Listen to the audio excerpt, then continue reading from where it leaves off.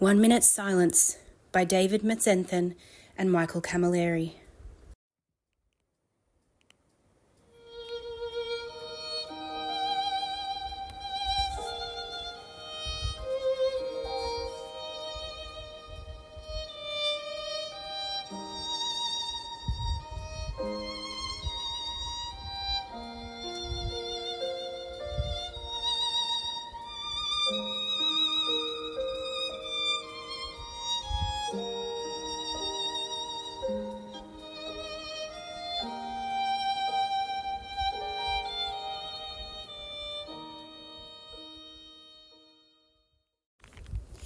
"1 Minute Silence", written by David Menzenthen, illustrated by Michael Camilleri, published by Allen and Unwin.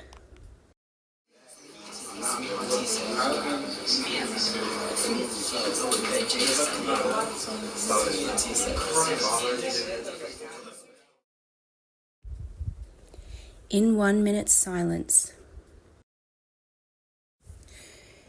You can imagine the grinding in your guts as the ironbark bows of the Australian boats bumped the stony shore of Gallipoli on the 25th of April 1915, when 12,000 wild colonial boys dashed across the shivering Turkish sand in the pale light of a dairy farmer's dawn, lashed with flying lead.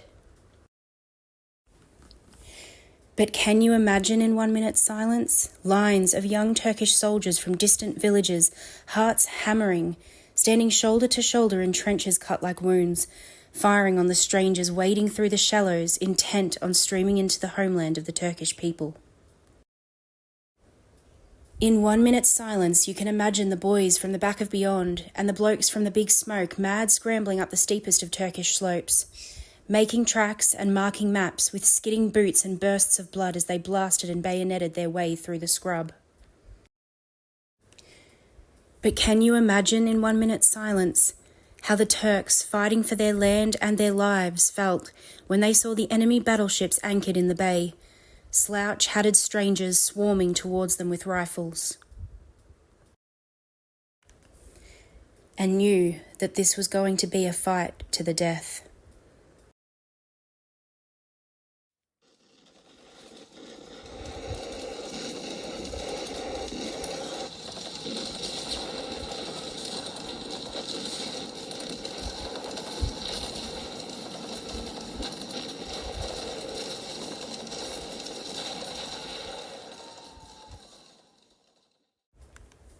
In 1 minute of silence, you can imagine the bare-knuckled bushmen of the Australian light horse 10 seconds away from running at the Turkish machine guns, turning to each other to say, "See you later, mate."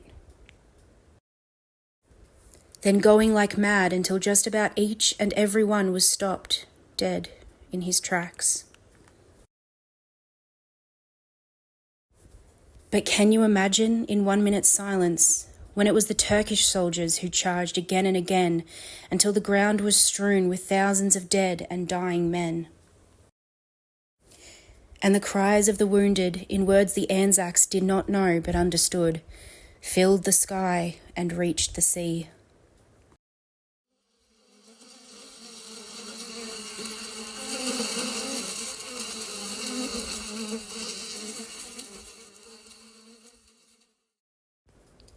In 1 minute silence, you can imagine the solitary day when these men met without weapons, sharing cigarettes and shovels as they buried their dead in the cool Turkish earth.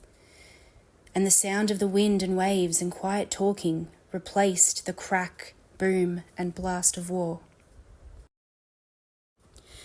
But can you imagine the fierce ANZACs and the fighting Turks quietly returning to their trenches after this one day of truce, then firing at each other that afternoon, although they truly knew that the other men were not so much different after all? In 1 minute silence, can you imagine what the Turkish fighters felt when they knew they could hold the high ground, and the rain that lashed them felt like tears of joy? And can you imagine in 1 minute silence the moment when the bloody diggers finally reached the raised heights of Gallipoli where the lone pine grew, to see that the hazy Turkish horizon was as impossible to reach as a castle in the clouds?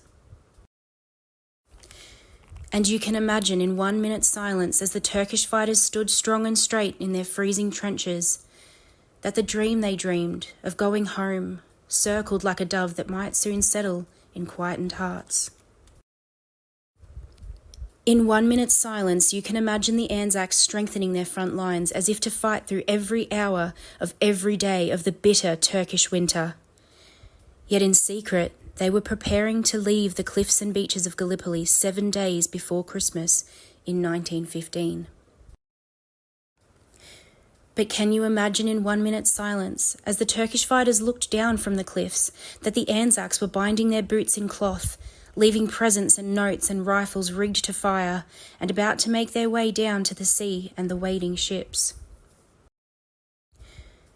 In 1 minute's silence, you can imagine the great crop of crosses the ANZACs left behind, and the promises given to never forget the boys who would not wake to the hushed footsteps or the whispered farewells.